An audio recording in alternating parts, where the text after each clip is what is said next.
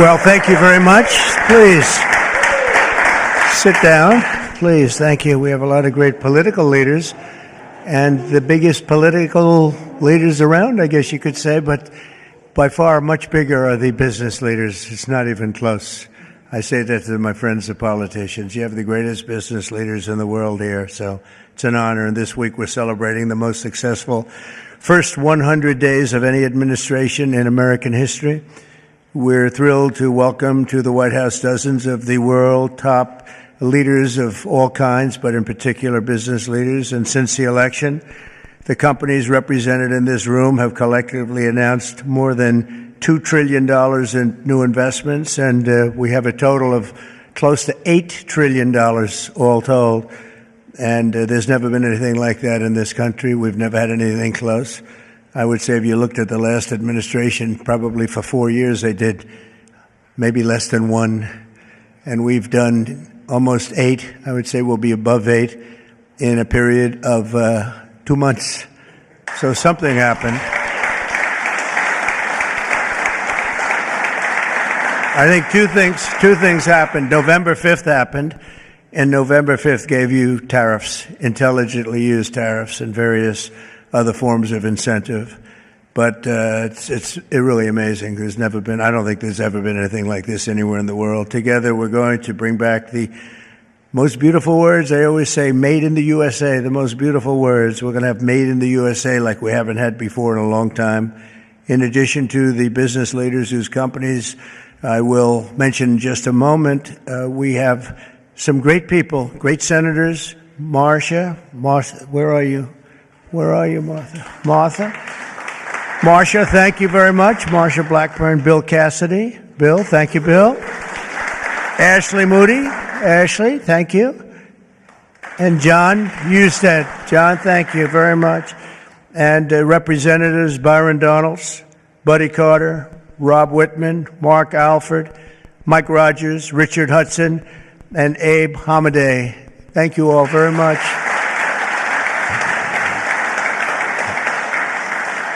We have Mike Kehoe, governors, Jim Pillen, Kevin Stitt, Mike Dunleavy, along with numerous other members of my cabinet, and I want to thank you all for being here. How come my cabinet has such good locations? You should have given them up to the business leaders. We want their money, you know. They have very good locations. I'm not surprised. 100 days ago this week, we inherited the wreckage of 4 years of economic disaster under the previous administration. It was an economic disaster. It was a disaster at the border like nobody had ever seen before. And you probably see we've closed up the border 99.999%, meaning 3 people got in. 3.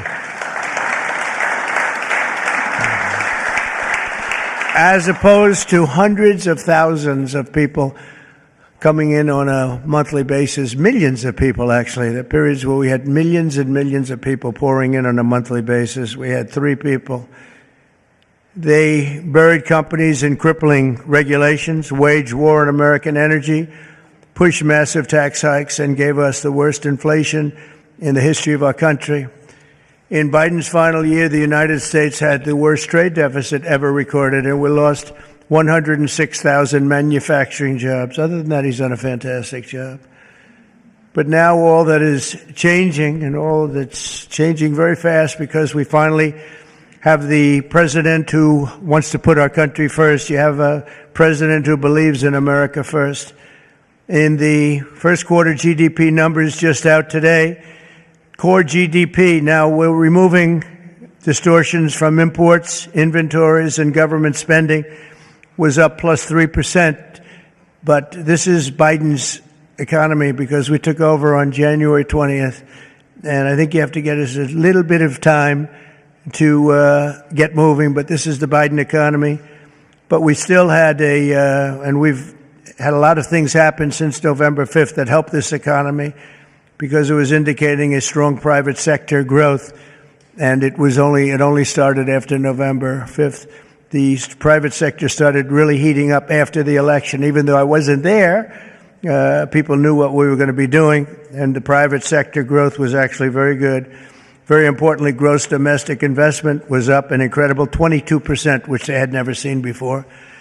Every new investment, every new factory, and every new job created is a sign of strength in American economy and a declaration of confidence in America's future. We really do. We've never seen anything like this. Even Samsung, whose name isn't mentioned here, but I heard that they announced this morning that they're going to be building a very big plant because they want to be able to beat the tariffs. It's the only way to beat them. The entire Trump economic agenda is about making it easier to do business in America, to create jobs in America, to hire American workers, and to build your factories here in America, not in China or any other country. And we're dealing with many, many countries right now, I will say. And I think I can say for Scott and for Howard and for some of the people that are dealing, there are too many to handle. I mean, to be honest with you, I'd love to hire some of the people running these companies. Boy, would you do a good job. I could have Jensen negotiate. He'd blow my people away, wouldn't you? I think even Howard would say that. Howard would say, we'll take them. He'd blow them away. He would make deals. One deal would be the end. That would be it. But we've terminated the Green New scam. It was a scam. And halted tens of billions of dollars of money, wasteful, deficit spending. It was like throwing money right out the window. And in the coming weeks, we'll pass the largest tax cuts in American history.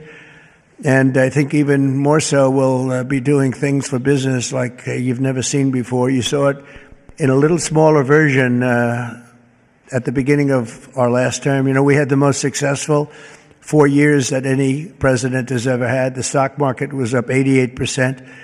The other markets were up almost 100%. And that's despite COVID and all the crazy things happening. But we had a tremendous 4 years. We've given credit for that, actually. But our big, beautiful bill, as I call it, our big, beautiful bill, we may name it that, actually, will include 100% expensing retroactive to January 20th. So that's all the way back to just about the beginning of the year. So expensing 1 year, you take a deduction 1 year, so you can build your factories right now, essentially almost tax-free, if you think about it. Nobody's ever been given that. And we're going to make that expensing for a 4-year period at a full 100%. So last time we made it 1 year, and you had deductions. You'd go from 100% to 80 to 60 to 40 to 20 to Zippo. And now what we're going to do is we're going to keep it at that level, and we're going to have it for 4 years.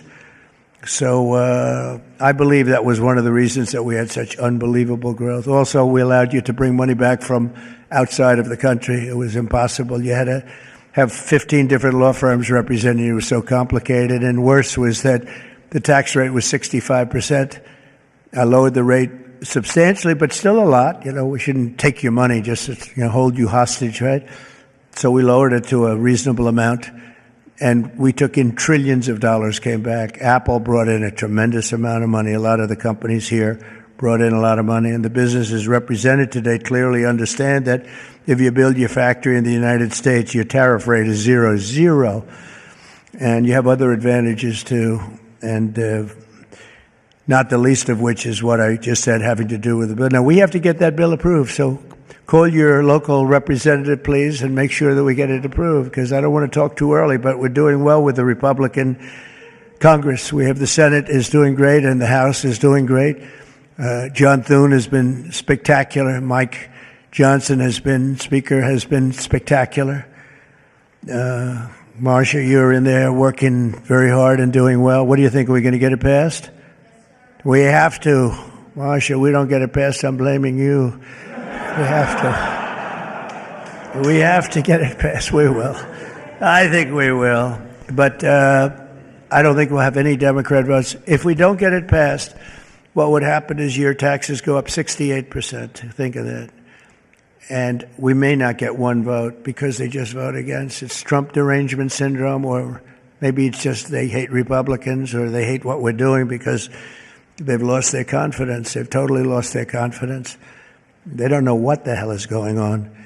And we are going to get it done. It's probably going to be fully Republican. Fortunately, we have the House, we have the Senate. And we may or may not have a couple of grandstanders, I don't know. But if we do, it would be good if you could work on anybody. I mean, if I were a Democrat, I'd be voting for it 100%. Because I think it's very dangerous politically not to vote for it. Think of it, your taxes go up almost 68%. So, but it looks like we're in good shape, I think, and hopefully we'll get it approved. It'll be the biggest bill ever approved in the history of our country, and it'll be the biggest tax cut ever approved in the history of our country. And in addition to that, regulations, which I'm doing in and outside of the bill, will be as big or bigger than we did last time. We have the record for regulation cuts in the 4 years. We cut 4 times higher than any other president in a 4-year period. And we're talking about 8 years and 2-term presidents. We were 4 times higher than any other president in terms of regulation cuts. And I went to a friend of mine who happens to be in the room, one of the biggest business leaders. I won't mention him because I don't know, maybe he'll like it, maybe he won't. I said to him, so have you had your choice between the big tax cut last time and the big regulation cuts, which were the biggest, again, the biggest we've ever done? I would have said taxes, but he would have said regulation. I said, which was more important to you? And he said, if I could only have one, yeah, if you could only have one, he said, most important would have been regulation. The regulation was more important than the tax cut. And I mean, we cut your taxes from almost 40% down to 21%. Now we're bringing your taxes down from 21% to 15% if you build your product, make your product in the USA. So if you make it in the USA, those chips, those beautiful chips, we'll make those suckers in the USA, and you're going to be all the way down to 15%. And I think there's never been anything like it. So now we're at the lowest scale for a large country, by far the lowest scale. Our pro-jobs, pro-American economic policies are a major reason that businesses around the world have announced $5 trillion of investment since November 5th, and now we think it's up to plus $8 trillion, and they're really coming in. They're really coming in fast. Some of them don't bother calling us. Some of them don't even want meetings. They just start their plants and start their factories. I want to express my tremendous appreciation to the business leaders here. You are really an amazing group. This is a who's who.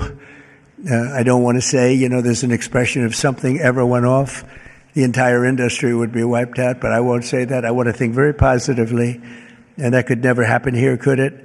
But I want to congratulate you all on your incredible success and accomplishments. You've been amazing. You're the biggest and the best. So I'd like to introduce some of you, President and CEO of Hyundai, Jose Munoz. Jose, thank you very much. Fantastic.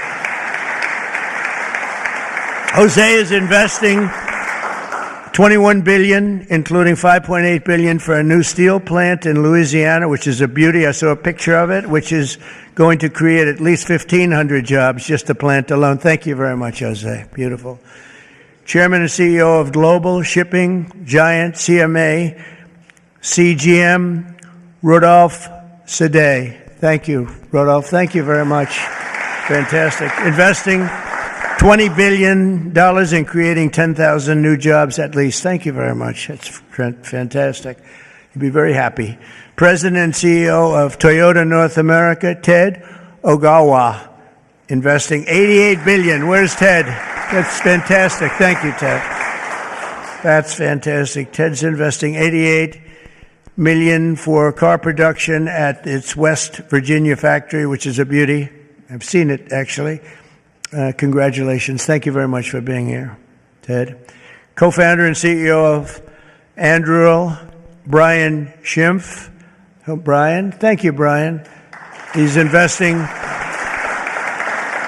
$1 billion for a new manufacturing facility in Ohio and display. Next to me is their 125-pound Roadrunner drone. Where is that little sucker? Where is it? Which is that? Whoa.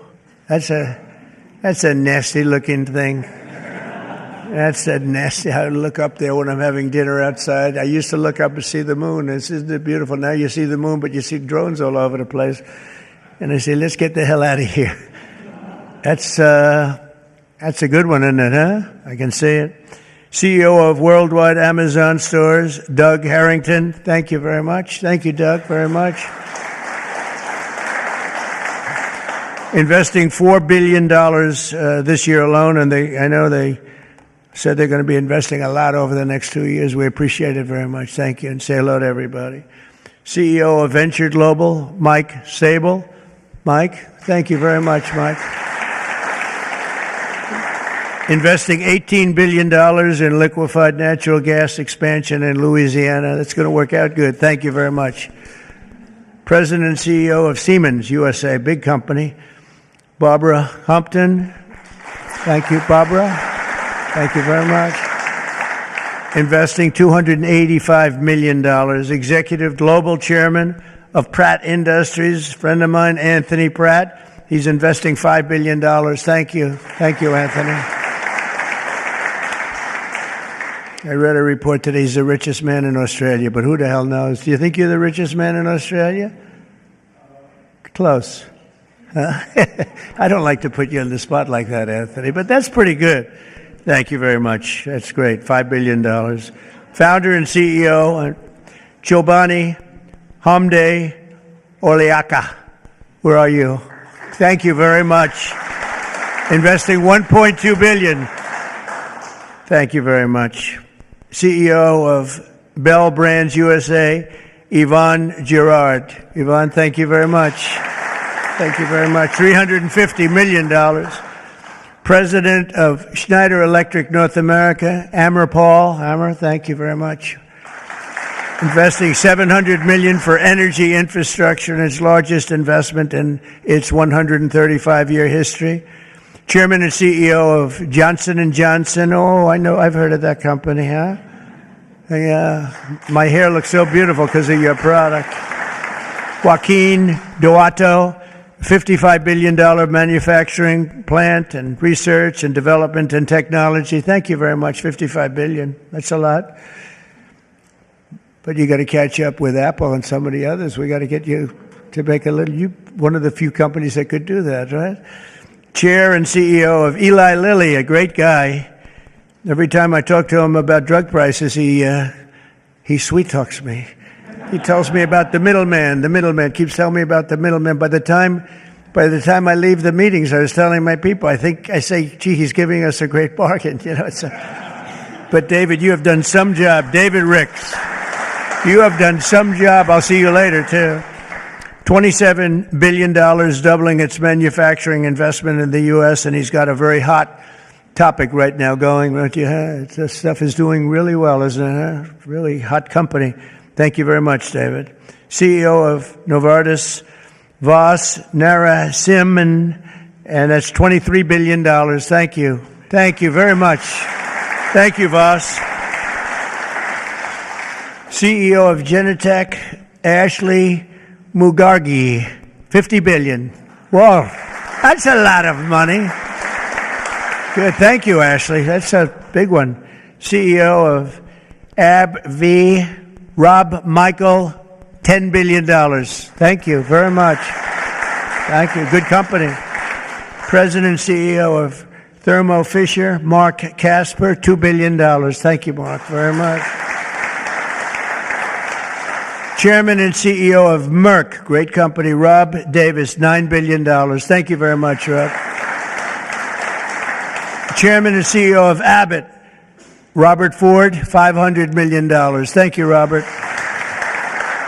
Chairman and CEO of a company called IBM.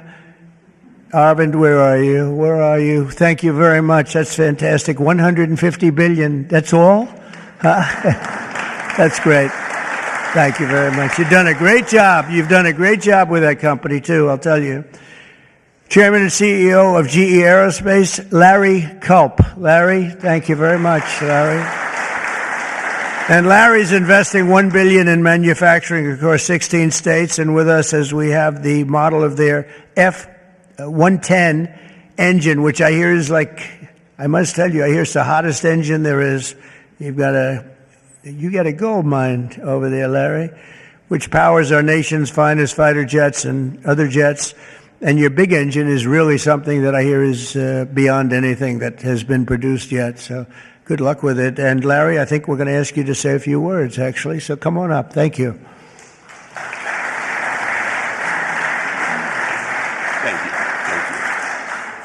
Thank you, Mr. President. It's an honor to be here representing all of my colleagues at GE Aerospace.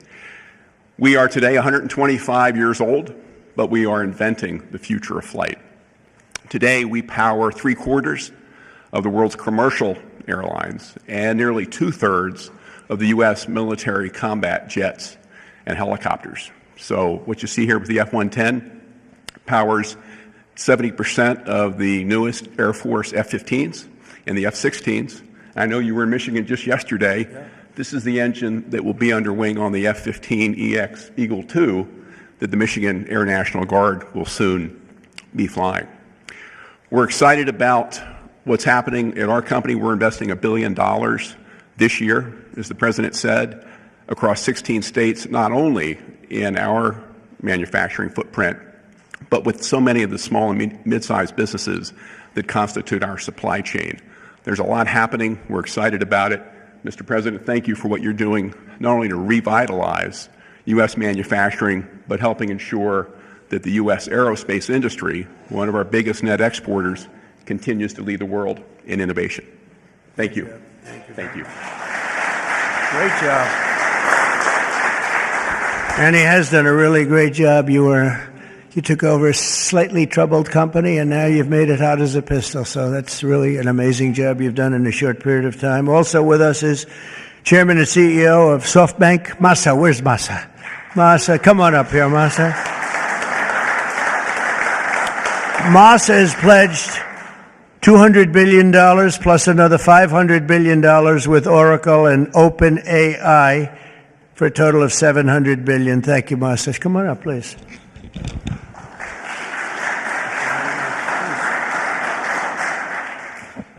Well, first time of Trump administration, we made an announcement, commitment, $50 billion. We delivered $70 billion over 4 years last time. This time, I tried to commit $100 billion, and President Trump said, "Oh, Masa, go for more."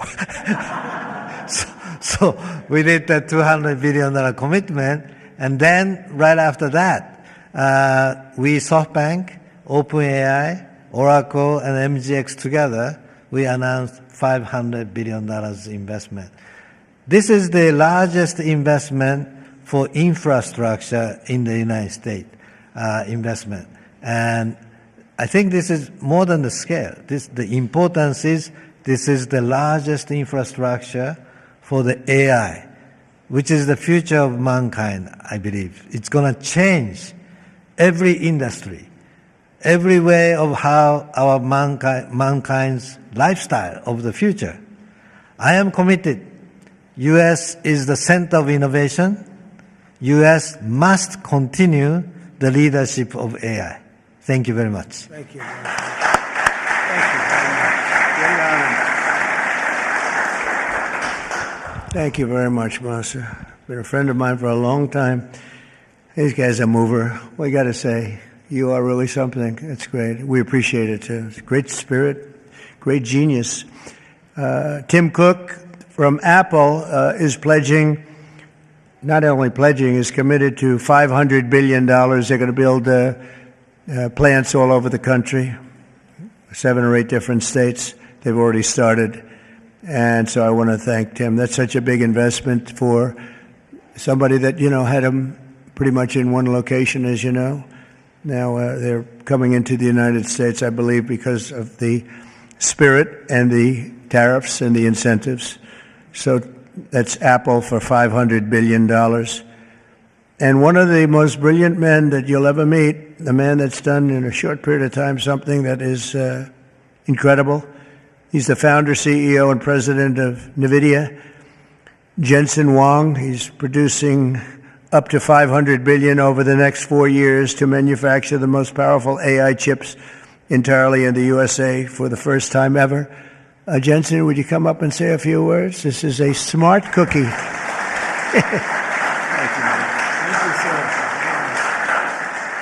Thank you, Mr. President. It's a great honor to be here. NVIDIA reinvented computing for the first time after 60 years. In fact, Ervin at IBM knows quite well that the computer has largely been the same since the 60s. The IBM System 360 described really quite perfectly the computer that we use today. Central processing units, operating systems, the separation of hardware and software, I/O subsystems, multitasking. All of the words that we use to describe computers today were really invented in 1964, the year after my birth. Well, after all this time, we've reinvented computers again. This is what a processor looks like. It's on the right there. People say it's a GPU. That's one GPU unit, and it's 70 pounds, 60,000 parts, 10,000 watts. In order to manufacture it requires probably a couple of hundred companies in the supply chain. It is so heavy that it requires robotics to do. It's so precise. And just to test a supercomputer requires a supercomputer. And we're going to build NVIDIA's technology, the next generation of that, all here in the United States. Without the president's leadership, his policies, his support, and very importantly, his strong encouragement. And I mean his strong encouragement. Frankly, manufacturing in the United States wouldn't have accelerated to this pace. Manufacturing isn't about low-cost labor anymore. Manufacturing is about technology. And most of the factories that build these systems today are the most advanced factories in the future. And we're going to use artificial intelligence and robotics and omniverse digital twin technology to make it possible for us to create the factories of the future. And we ought to build it. We ought to build it right here. The really amazing thing is that this computer is the engine of a whole new industry. And this new industry is called artificial intelligence. And this new industry is a manufacturing industry in itself. That's a factory machine. Just as several hundred years ago, the dynamo was invented, water would come in and electricity would come out. Now electricity goes into this machine and incredible tokens come out, artificial intelligence. In order for this industry to thrive, we need to build these systems, of course, but we also need a progressive growth and industry-oriented energy policy, which this president has really put his weight behind. I really appreciate that. Without energy, we can't possibly have new growth industries. And we now have the backing of the administration, the backing of President Trump to support the creation of a whole new industry. This industry is going to enable a whole bunch of other industries. What we now call the AI infrastructure is going to revolutionize every industry that we know. All of the many CEOs in the room today are great partners of ours for that reason. We're working on artificial intelligence for many industries, from healthcare to drug discovery to life sciences, financial services, education, so many different industries. And that's going to be possible because we have the fundamental infrastructure here in the United States. And so I want to thank you, sir, for everything that you've done and the strong encouragement and the great policies that make it possible for us. Thank you, sir. Very much. Thanks.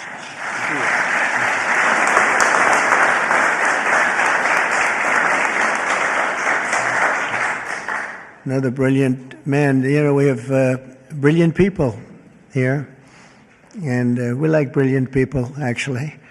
But we have a lot of brilliant people in this group, and it's an honor to be with you. Past 100 days have been fighting to reclaim our jobs and bring our country back to a level that it's never seen before, and again renew the American dream, which is what we're doing. We have tremendous spirit. I don't know if you've heard, but it's become really quite a story. I see Pete's right over here, Secretary of Defense. We have the largest number of new enlistees or people enlisting in the military forces that we've ever had. And if you remember, 6 months ago, we couldn't get anybody to sign up. That's a big turn in a very short period of time. And November 5th had a lot to do with that, and our Secretary of Defense and a lot of the people that you see sitting here really had a lot to do with that. There's great spirit. I can say that also with the police forces throughout the country. We're having a hard time filling them up. It's a dangerous job, but now we have waiting lists at almost every place. And that's an amazing accomplishment when you think. It's amazing.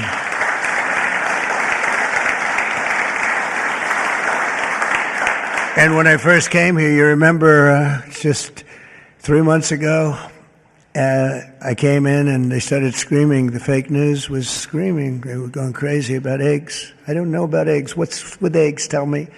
They said, their cost is up 50%, and you won't have them for Easter. I said, well, I'll have to get onto it. But this isn't my problem. This is Biden's problem. I've only been here for 4 days. They're screaming at me about eggs like it was my fault. I just got here. Didn't know anything about it. We got it taken care of, and eggs dropped 87% in the last short period of time, and everybody had eggs for Easter. In fact, we had a big Easter egg hunt on the lawns. We had 48,000 people actually came, and we had a lot of eggs. I don't know how many, but there were a lot. We didn't use plastic. They said, could you use plastic eggs? This is in early January, and I see our Secretary of Agriculture is here. Would you stand up? You did a great job. You got me out of a lot of trouble. Brooke Rollins. She got me out of a lot because they were trying to blame me for eggs, and I didn't know anything about it yet. Explain it to me. But we had plenty of eggs, Brooke, right, for Easter. There was no dearth. And we have another man in the audience who's maybe the most important man in the room because he's the head of the Environmental Protection Agency, meaning he's the one that approves all your plants. And when Jensen and some of the others came in about numerous of the others, especially having to do with AI, they came in. I learned a lot. Number one, I learned we need double the electricity that we have right now for the whole country, and really more than that. I mean, 2 times would be even better. It was like unlimited thirst for electricity. And at first I said, how's that possible? But that's, whatever it is, it's possible. That machine that you say you can barely lift is, I guess, it sucks up a lot of energy. But we need more than double what we have right now. So you take all of the energy, even the energy in this beautiful, incredible, is this the greatest? I mean, no matter, I don't care where you come from with your $50 billion plant, the White House is the White House, right? You got to see in the Oval Office. If you want to take a trip down to the Oval Office, any of you come down with me. I'll show you a beautiful office.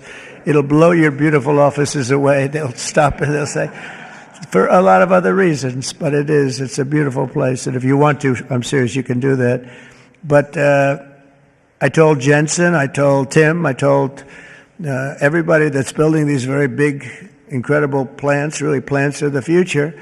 They were talking about hooking into the grid. I said, well, the grid is old, and it's subject to mishap. Things can happen, including storms and much worse than storms. And if you want, I'll let you build your own utility plant, your own electric plant along with your building. You can build it inside of the plant or you can build it outside of the plant. And I went to Lee Zeldin right here, and I said, Lee, we got to get fast approvals for these people. They're going to do the best job. They're going to have the best engineers, the best everything. We'd like to have them build their electric for them. They don't have to go outside. You become a utility. You become a great producer of electric, and if you have any extra, you put it back into the grid if you want, or you sell it back in. But you're going to be able to build, so this way we don't have to worry about, do we have enough? Because if you look at California, they have brownouts, blackouts, and everything else. They don't know what the hell they're doing. Governor doesn't have a clue. But the last thing you want to do is be hooking up to the California grid so that we can go in and you'll say, gee, we have to close down the factory for a couple of days. We have a little brownout going on. So you're going to be able to build your own plant and produce as much electric as your beautiful heart's desire. And that'll be something that nobody's done before. And we're going to ask Lee to get those approved very quickly. And he'll get it approved before you can even imagine. He's great. He's great. He knows the difference. You can take years to get those approved. I would say previous to us, it would be years and years. Or you could take weeks to get them approved, and it'll be just as good. But they don't play games, and they're going to get it done, and they'll get it done very quickly. So that's going to be a big help because you're going to have unlimited energy, unlimited electricity. And I think it's going to really, we want to stay number one. We're number one right now by a lot. I will say this, if I didn't get elected, I would say get out of the AI business fast. Get out of all business fast, probably. Maybe get out of the country fast, because this country was heading in the wrong direction, but now it's heading in the right direction. I think it's the most consequential 100 days in the history of our country in certain ways. We had an editorial from a group that normally wouldn't give good editorials to people like me.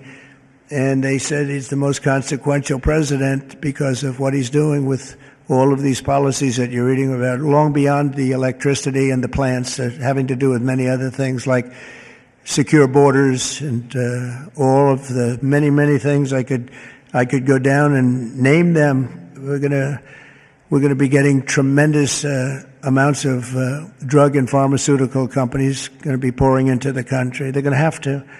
They're going to have to, and we're going to give them a lot of time to do it, but after that, there's going to be a tariff wall put up, and they won't be happy about it, but they'll be happy if they start building right now. Right now, it's going to be build, and after a certain period of time, it's going to get tougher, and then it's going to be real hard to do business in this country.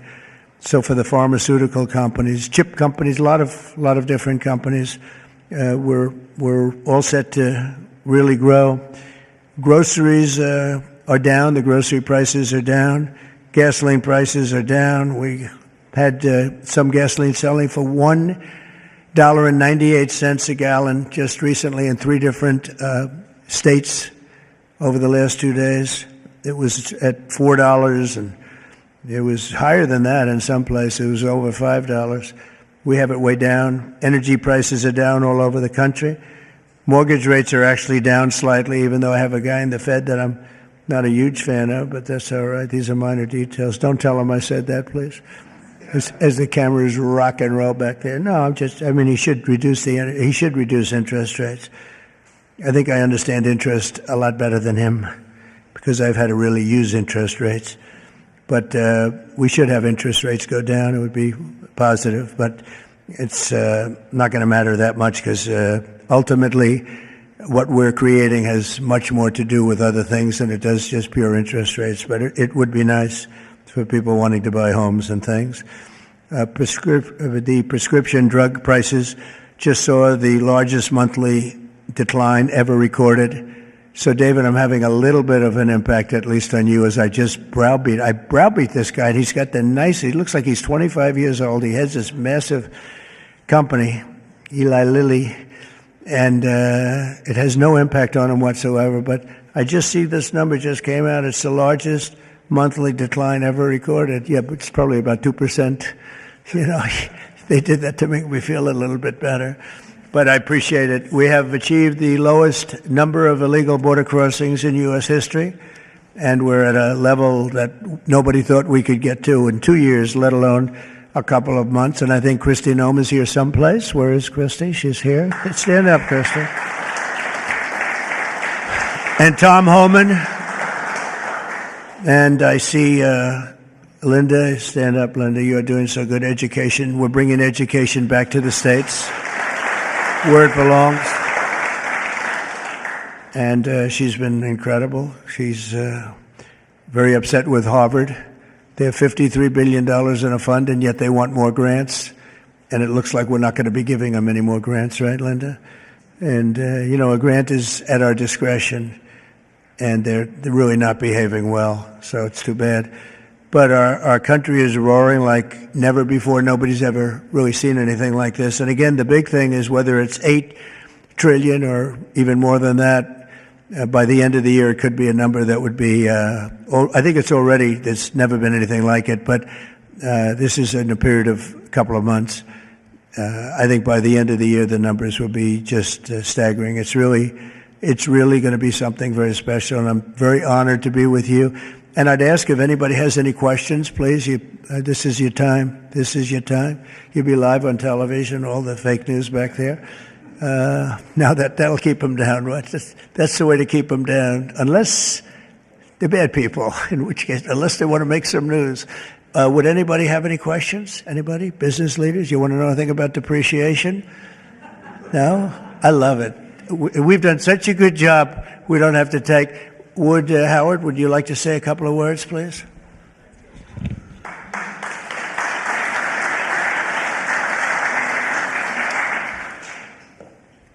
President talks about $8 trillion coming into America. And there's only one reason it's coming in. It's because he's finally set an industrial policy for the United States of America. We are the greatest economy in the world. We finally have a president who understands that we need to reindustrialize. We need to be made in America, made in the USA. And you feel it. You feel it with these leaders. You feel it across all your peers. Everyone feels it. It's coming back to America, and we are going to be rocking. So thank you, sir. Great job. Great job. So thank you very much, everybody. And for the business leaders, if any of you would like to come down to the Oval and say hello, if you've never seen it, if you have seen it, just go home and enjoy your lives, count your money. But if you'd like to come down, I'm heading down there now. And again, thank you very much, everybody. Pam, you're doing a fantastic job. You're doing a fantastic job. Thank you very much. Thank you, everybody. Okay.